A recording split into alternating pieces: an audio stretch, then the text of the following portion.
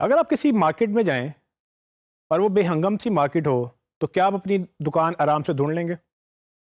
अगर वो मार्केट कोई इस तरह की हो और आपको कहा जाए कि आपने इसमें अपनी इन्फॉर्मेशन ढूंढनी है या आपने एक राइट जगह पे जाके एक दुकान से एक चीज़ खरीदनी है, तो आपको कैसा फील होगा?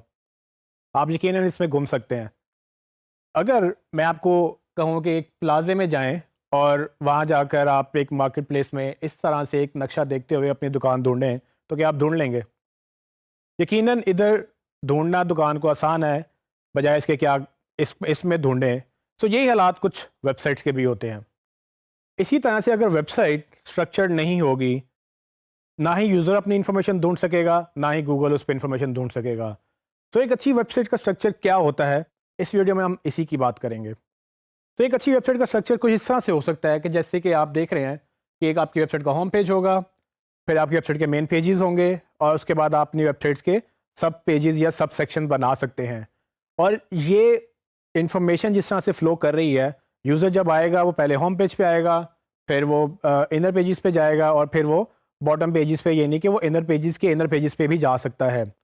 अच्छी वेबसाइट का स्ट्रक्चर डिपेंड करता है कि उसकी वेबसाइट का बिज़नेस क्या है, और ये बिज़नेस ही वेबसाइट का स्ट्रक्चर डिफ़ाइन करता है कि किस तरह से आपने अपनी इन्फॉर्मेशन किस यूज़र के लिए लेआउट करनी है, ताकि जब कोई यूज़र आए वो अपनी राइट इन्फॉर्मेशन बड़ी आराम से ढूंढ ले। तो वेबसाइट के स्ट्रक्चर में कुछ चीज़ें ध्यान से जो देखने वाली हैं, वो पहली बात तो ये है कि वेबसाइट का जो लेवल 1 होता है, यानी कि जो आपका होम पेज है, वो उसको लेवल 1 पेजेस भी कहते हैं या उसको आप टियर 1 पेजेस कह सकते हैं। दूसरा जो लेवल होता है वेब पेजेस का, जो मतलब कि जो होम पेज से इनर पेजेस होते हैं, जो सेकंड लेवल पे आते हैं, उसको लेवल 2 पेजेस भी आप कह सकते हैं या आप उनको टियर 2 पेजेस भी कह सकते हैं।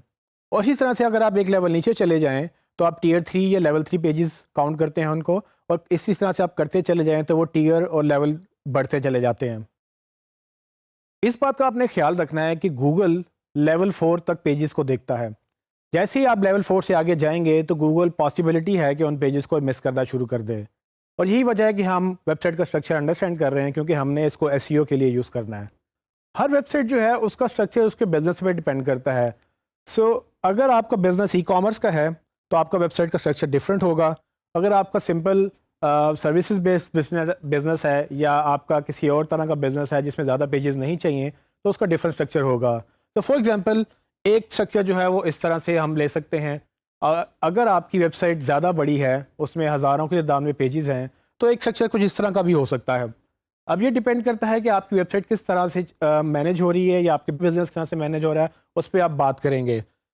एक अच्छा जो स्ट्रक्चर है वो एक अच्छे बिजनेस की अलामत है, क्योंकि उसके लिए आपके यूज़र को तो हेल्प मिल ही रही है, लेकिन अगर हम एसईओ की बात करें तो एक अच्छा स्ट्रक्चर आपकी एसईओ में भी हेल्प करता है।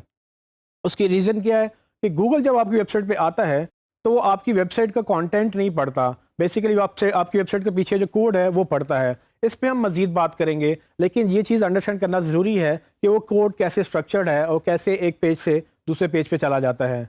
सो जब गूगल को क्रॉल करने में आसानी होगी तो वो अल्टीमेटली आपकी एसईओ में भी हेल्प करेगा, क्योंकि हमने शुरू से जो डिस्कस किया वो ये है कि गूगल यूज़ेबिलिटी पे काफ़ी फोकस करता है और वो यूज़र को देखता है कि क्या आसान है और क्या नहीं। जैसे जैसे यूज़र उसको अपनी डिमांड देता जाता है, वो उसके लिए आसानियाँ पैदा करता जाता है। और हमने भी यही डिसाइड किया था कि हम भी गूगल के लिए आसानियाँ पैदा करेंगे। इसमें मैं आपको ये बताता चलूँ कि एक अच्छी वेबसाइट का स्ट्रक्चर पूरी वेबसाइट को सपोर्ट करता है। इसका मतलब ये हुआ कि अगर आपकी वेबसाइट बढ़ रही है और वो बढ़ती चली जा रही है, जो कि अच्छी बात है, क्योंकि वेबसाइट का बढ़ना मतलब कि बिजनेस का बढ़ना है। लेकिन जितनी मर्जी वेबसाइट बढ़ जाए, अच्छा स्ट्रक्चर कभी चेंज नहीं होता। अच्छा स्ट्रक्चर चेंज हो भी तो वो और स्ट्रक्चरल बन जाता है। तो आपने ये देखना है कि आपकी वेबसाइट का स्ट्रक्चर, यानी कि ढांचा, वो इस तरह का हो कि अगर आप उसमें हज़ारों क्या लाखों पेजेस भी ऐड करें तो वो बढ़ता चला जाए, लेकिन मसला किसी को भी ना हो, यूज़र को भी उसकी इन्फॉर्मेशन मिल जाए और गूगल की भी उसको इन्फॉर्मेशन मिल जाए। सो अल्टीमेटली हमारा वेबसाइट बनाने का मकसद यही है कि हम अपने टारगेट ऑडियंस को, यानी कि जो विजिटर आए उनको भी हम इन्फॉर्मेशन दें, यानी कि अगर गूगल भी आए तो उसको भी हम वही इन्फॉर्मेशन दें, और अल्टीमेटली हमारे लिए भी उसको मैनेज करना आसान हो। सो इसीलिए हमने वेबसाइट स्ट्रक्चर को बड़े ध्यान से रखना है, ताकि एसईओ हमारी अच्छी हो सके, और यकीनन हम एसईओ ही सीख रहे हैं और एसईओ ही बेहतर करना चाहते हैं।